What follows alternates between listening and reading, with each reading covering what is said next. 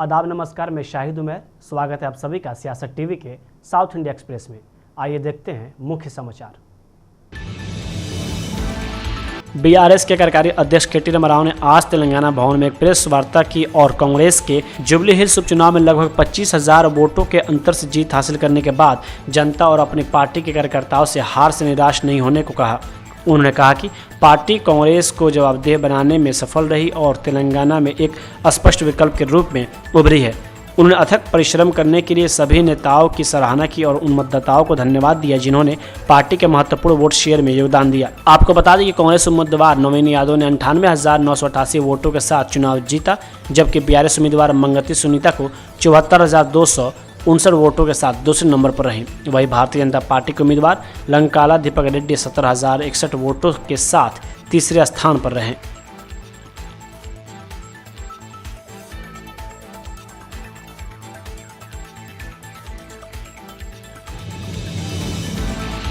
Jubilee hills उपचुनाव में कांग्रेस उम्मीदवार नवीन यादव की जीत पर तेलंगाना के मंत्री मोहम्मद अजहरुद्दीन ने कहा कि नवीन यादव को नामांकित करना एक साहसी और महान कदम था। तेलंगाना के लोग कांग्रेस में विश्वास करते हैं, यही वजह है कि वे बड़ी संख्या में आए और मतदान किया और जीत का अंतर भी बहुत अच्छा है। मैं नवीन यादव को इस जीत के लिए बधाई देता हूं। मुझे विश्वास है कि वो अपने काम के साथ न्याय करेंगे। लोग जानते हैं कि तेलंगाना के लिए सिर्फ कांग्रेस ही अच्छी है। वहीं आगे उन्होंने बिहार विधानसभा चुनाव के नतीजों पर कहा कि यह बहुत अच्छा नतीजा नहीं है, लेकिन हम हार नहीं मानेंगे। आगे उन्होंने ये भी कहा कि हम कड़ी मेहनत करेंगे और अपने नेताओं के साथ खड़े रहेंगे।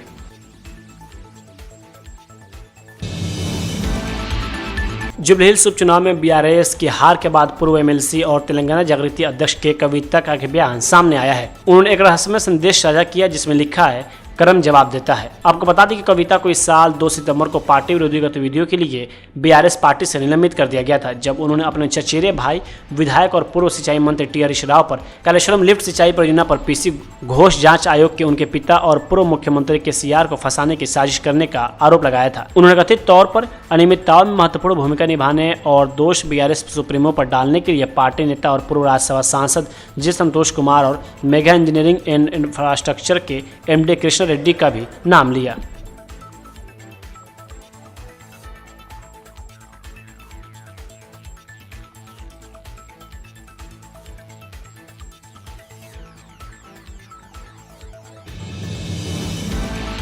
बिहार इलेक्शन 2025 में एनडीए की भारी जीत पर और महागठबंधन के खराब प्रदर्शन पर एआईएमआईएम प्रमुख असदुद्दीन ओवैसी ने कहा कि यह दुर्भाग्यपूर्ण है कि अखिलेश यादव ने यह कहना शुरू कर दिया है कि बिहार में एसआईआर इस जनादेश का कारण है। यह गलत है। हम भी नहीं चाहते थे कि एनडीए जीते। हमने पूरी कोशिश की। आप तैयार नहीं थे, फिर भी हमने पूरी कोशिश की। यह बिहार के लोगों का जनादेश है और इसे हमें सम्मानपूर्वक स्वीकार करना चाहिए। अब देखिए, क्या बोलते हैं, जॉन एफ कैनेडी का एक मशहूर कोट है, victory has 1000 fathers, defeat has none.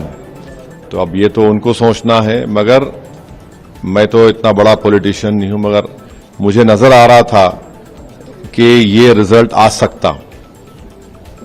मैं इतना एक्सपेक्ट नहीं करा कि ये लोग 200 के करीब चले जाएंगे, मगर अब इनको सोचना है, अगर वो फिर कल से शुरू कर देंगे वो पुराना रिकॉर्ड, ओवैसी जिम्मेदार है, तो बहुत अच्छा है, शुक्रिया है।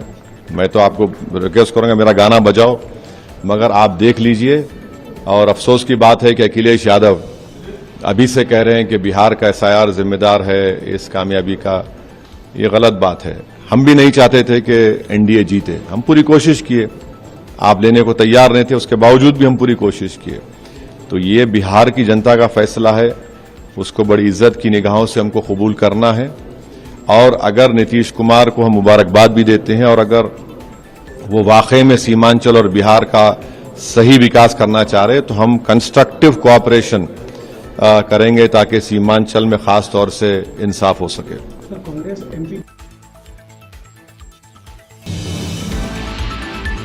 सैंकी बचाओ हस्ताक्षर अभियान पर केंद्रीय मंत्री शोभा करंदलाजे ने कहा कि इस सुरंग सड़क के निर्माण के लिए डीपीआर सही ढंग से नहीं बनाई गई है। उन्होंने आगे कहा कि उन्होंने हमारे टैंक को निशाना बनाया है। हम विरोध कर रहे हैं और हम इस परियोजना को आगे नहीं बढ़ने देंगे। ये टनल रोड बनाने का डीपीआर ठीक से नहीं किया है। इधर एनवायरमेंट संरक्षण कैसे करना, किधर से ये टनल रोड जाना चाहिए, ये टारगेट किया है केवल हमारा टैंक को, ऐसे ही लालबाग को, कब्बन पार्क को छोड़ते नहीं है, लालबाग को छोड़ते नहीं है, सैंकी टैंक को छोड़ते नहीं है। एंड डीपीआर बनाने में इतना अर्जेंसी क्यों है? इतना अर्जेंसी से क्यों बनाना? कौन स्टडी किया? कोई नेशनल टीम और इंटरनेशनल टीम से इसको करवाना चाहिए, बट अर्जेंसी से बना के तुरंत वो टेंडर बुलाना चाहते हैं, क्योंकि इसी में भी पैसा खाना।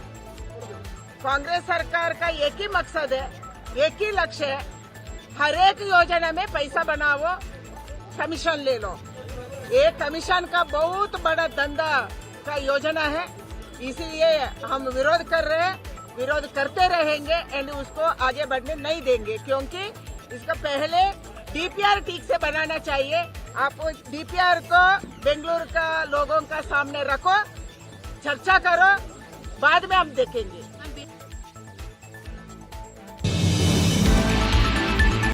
तमिलनाडु के मुख्यमंत्री एम.के. स्टालिन ने जेडीयू के वरिष्ठ नेता नीतीश कुमार को उनकी निर्णायक जीत के लिए आज बधाई दी है। स्टालिन ने साथ ही निर्वाचन आयोग की आलोचना करते हुए कहा कि वह इस चुनाव के नतीजे उसके कृतित्व को छिपा नहीं सकते। उन्होंने राष्ट्रीय जनता दल की युवा नेता तेजस्वी यादव के उनके अथक प्रचार अभियान के लिए सराहना की। मुख्यमंत्री स्टालिन ने सोशल मीडिया प्लेटफॉर्म एक्स पर एक पोस्ट में कहा कि बिहार चुनाव परिणाम सभी के लिए एक सबक है।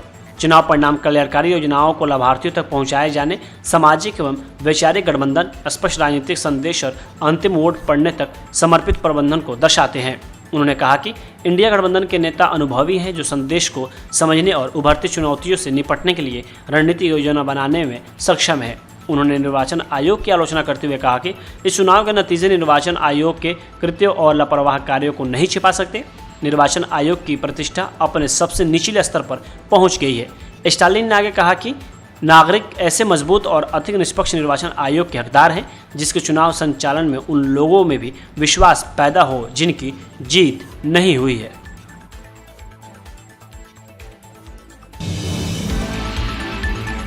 साउथ इंडिया एक्सप्रेस यहीं होता है समाप्त। मुझे दे इजाज़त, बाकी खबरों के लिए बने रहें सियासत टीवी के साथ।